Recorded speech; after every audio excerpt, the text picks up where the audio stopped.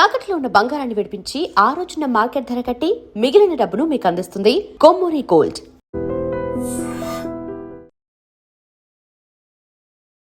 వారిద్దరూ కలిసి బతకాలనుకున్నారు.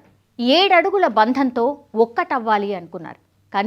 కానీ విధి ఆడిన వింత నాటకంలో ఆ జంట మృత్యువులోనూ వీడలేకపోయింది.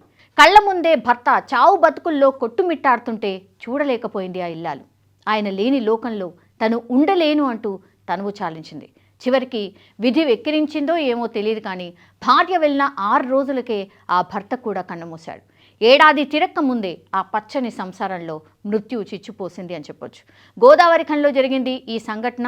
కేవలం ఒకే వారంలో ఇలా భార్యాభర్తలు ఇద్దరు మరణించడం అందరినీ కలిసివేస్తోంది. ఒకసారి వివరాల్లోకి వెళ్దాం.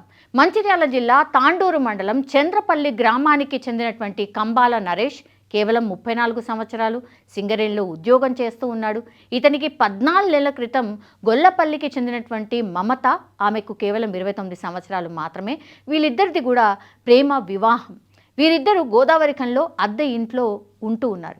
ఈ నెల 16వ తేదీన శివరాత్రి పూజలు ముగించుకుని ఇంటికి వచ్చిన నరేష్ మరుసటి రోజు నిద్రమత్తులో మొదటి అంతస్తు మెట్ల పైనుంచి ప్రమాదవశాత్తు కింద పడిపోయాడు. తలకు తీవ్ర గాయమైంది. దీంతో చికిత్స కోసం అతన్ని కరీంనగర్ ఆసుపత్రికి తరలించారు.